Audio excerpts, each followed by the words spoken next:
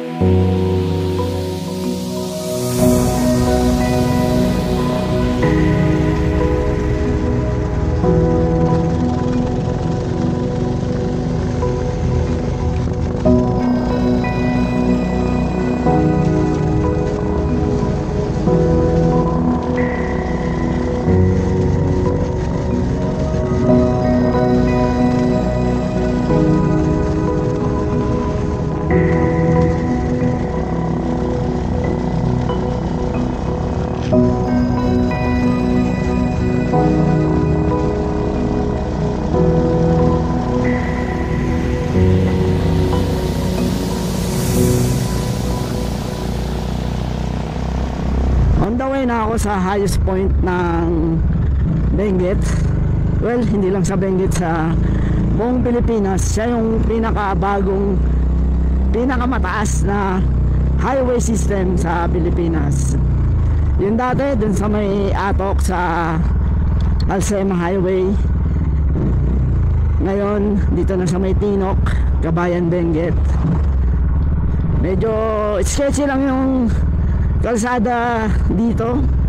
Two-way lang siya, medyo makitid, tapos puro curve na sunod-sunod, tapos matatarik pa, kaya hindi ka pwedeng magmatulin. Tapos minsan may mga truck ka pang makakasabay, so kailangan anticipate mo yung mga galaw nila. Huwag kang tututok at delikado pagka magkaroon ng mistake yung driver, wala ka ng time to react. Medyo nagnap ako, sarap kasi ng weather, sarap matulog. So nagnap ako dun sa tinuluyan ko. So nung kinalculate ko yung hours na papunta rito, sabi sa Waze, 2 oras lang. So sabi ko, kaya ko na yan, 2 oras, pwede pa, marami pa akong time. Kasi ngayon, going here from Atok, wala akong signal, so ayaw gumana ng Waze, kaya kailangan pa ako yung daan tuloy. Kaya hindi rin mabilis yung takbo ko, dahil iniisip ko baka may malampasan akong signs. Kaya nagpe-pay attention ako sa mga road signs, sa mga direction, para hindi ako maligaw. Hanggang ngayon nga wala pa rin signal. Nagre-rely lang ako sa mga locals na tinatanungan ko. Kaso iba-iba yung sagot. Iba sinasabi daan ako sa Abatan Road, iba sinasabi dito sa Kabayan. Kaya siguro nila ako pinapadaan doon sa kabilang side, dahil siguro mas maganda daan doon, mas safer. Dahil nung pagpasok ko dito sa road na to, mahabang pababa na matarik, at tapos puro siko pa, so medyo delikado. Kaya nag-iingat ako ngayon. Ayan, another curve, sunod-sunod siya, tapos puro sharp.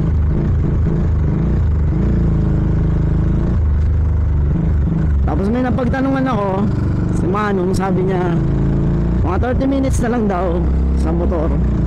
Sabi ko, di okay. Highest point here, highest point.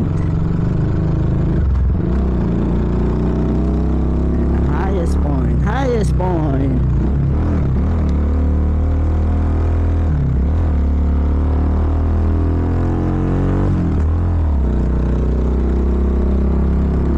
Buti na lang reliable tong motor ko, malakas. Panis natin mo. Kayang-kaya niya kahit yung alanganing bitin niya, basta nakabalance ka, kaya mapapa-under mo siya, hindi ka tutumba.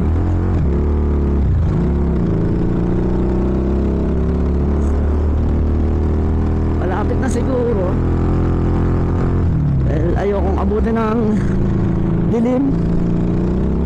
4 o'clock na, so meron pa akong isang oras bago dumilim, or 2 hours. Siyempre maghahanap pa ako ng tutuluyan ko. So nandito ako sa alanganing lugar, tapos madilim, mamatay ako sa ginaw. Dahil napakaginaw rito pag gumabi. Uy, puro ahon. Yan yung highway na yan. Highest point.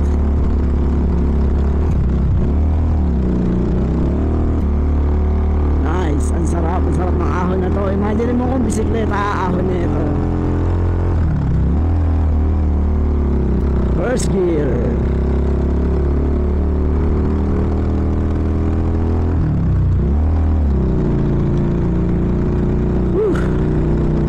Ang saya. Sana may kasama ako para meron akong kakulitan. Pero okay na rin to. Tipong soul searching. Gandudulas.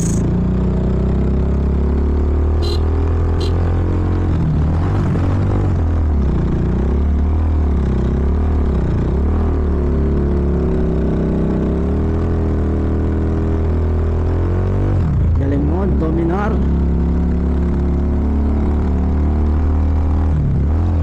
Highest point pala gusto mo ha, o di umakit ka ng high.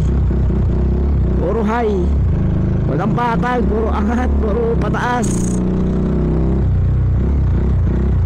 Ayun, napatag oh. Relax, makapag-relax din ang aking clutch.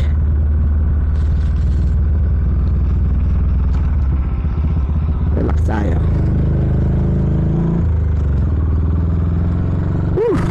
Sakit sa kamay.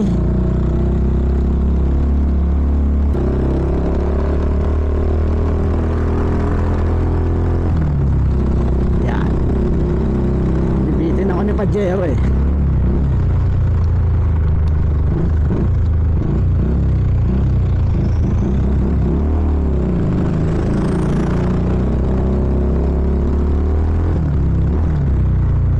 Barangay Passball. Malamang mahilig sila sa basketball dito.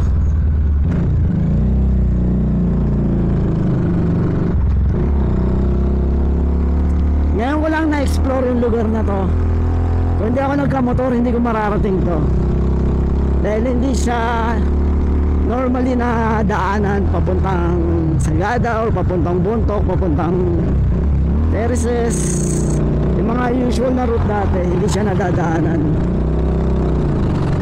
Kaya imposible mapuntahan ko to kung wala akong motor or kung hindi ko talaga sasadyain, dahil parang wala kang ibang pupuntahan rito kundi ito lang eh. So parang sayang naman kung pupuntahan mo siya para dun lang. Hindi tulad ng motor, pwede mo siyang i-side trip. Tsaka lalo na kung may kasama ako, malamang baka hindi mag-enjoy yung kasama ko, dahil nangyari kasama ko yung wife ko tsaka anak ko, hindi nila magugustuhan yung ganitong trip. Pero ako ganito yung gusto ko eh.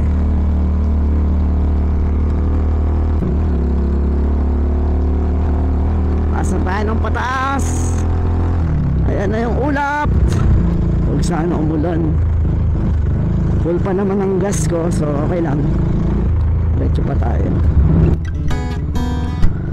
During this time of the year, it's very rare talaga na makita yung view dito sa lugar na to. Talagang covered siya ng fog buong araw. Para siyang computer game na Silent Hill. Na you can see the houses, you can see the cars, yung mga animals. Pero hindi mo talaga nakikita kung ano nangyayari dun sa surroundings mo. Parang at any time may zombie na susulpot at dadakmayin ako. Pero still, this is all amazing to me. Maganda yung vibe, maganda yung feeling dito. Baka bumalik ako sa summer to see how amazing this place talaga. Talagang gusto kong makita na vibrant siya, na hindi ganitong madilim at medyo foggy. Lamig na. Nandito na tayo sa ulap. Ulap. Ulap, ulap, ulap. Wala akong makita. Ang ulap. Ang lamig sa mukha. Ang ginaw. Ang lamig sa mukha. Sama ko nga. Kasi wala naman na makita. Isipin mo kung dito ka nakatira araw-araw ganito. Ang ginaw.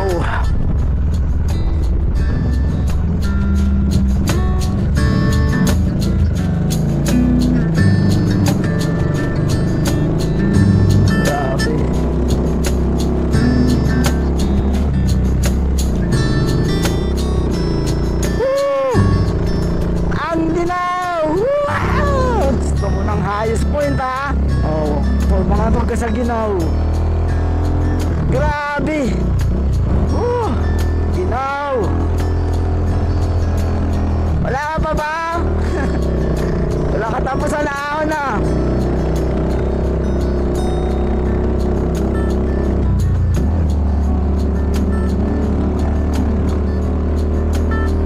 Asan ka na?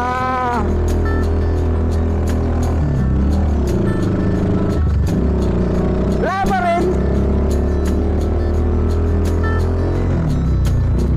Nasa tuktok na ako ng bundok ah. Wala pa rin.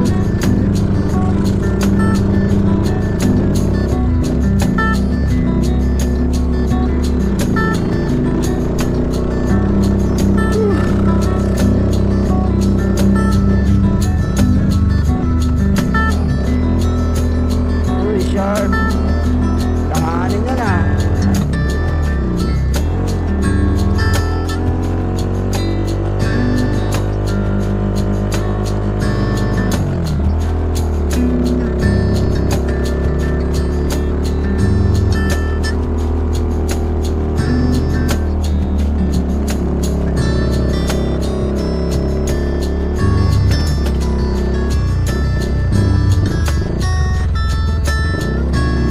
Layo pa highest point?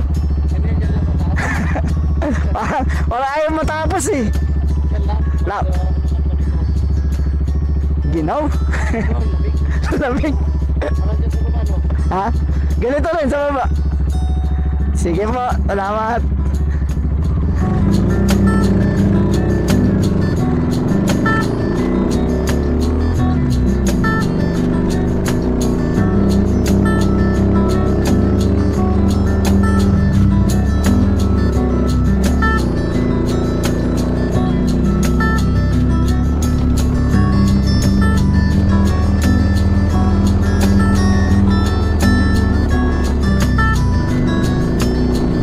Sa kalsada.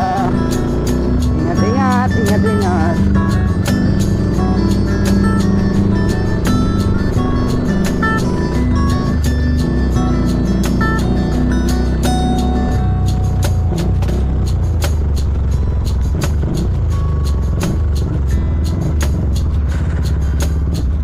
Ano ba yun?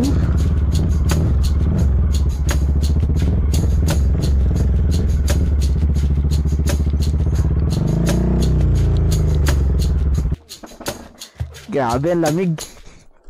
Taga Moriones, Kagitingan po, sir. Sa ano lang ako, bandang Abad Santos. Yusay ko. Oo. Malapit din sa ano. Nung kami dumaan eh, kanina. Paras pala tayong taga Manila. Solo lang po kayo? Ha? Solo? Oo. Mahal, maulat. Part pala ng ano to, Pulag. Oo. Ah, Ito ang bago o Hindi luma? ko, ito yung bagong highest. ito. Oo. Kasi Saan yung yung luma niyan? sa Atok. Pinag-aagawan nga daw ng ano yun, Oo. Pugaw at Bugyan. bakit nga magiging Mount Pulag to? Eh, ang Mount Pulag nasa Kabayan, di ba?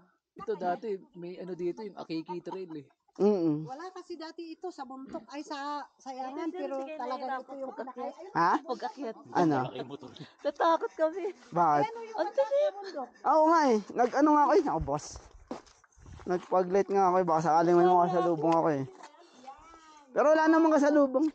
Hindi kaninang kapal eh. Kapal, ganyan din sa baba. Mahaba yan yung ganyang, Galing kami sa Nueva Vizcaya, Nueva Vizcaya kami. Doon kami dumaan sa kabila. doon naman ang pauwi ko. Diyos ko kuya, sobrang lamig doon kanina. Tapos pagdating namin dito, sobrang init naman. Tapos pagdating dito, Saan kayo ngayon yan, papunta?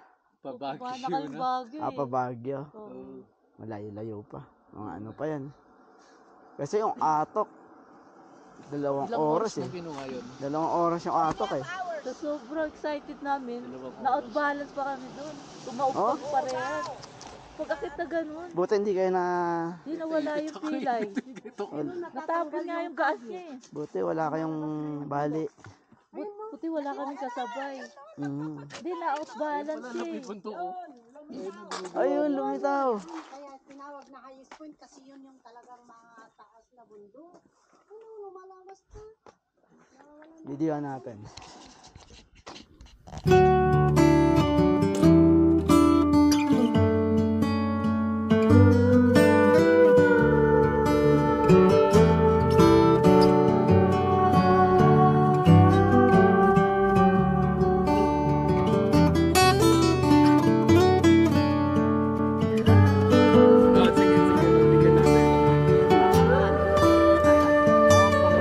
May tabi. 1,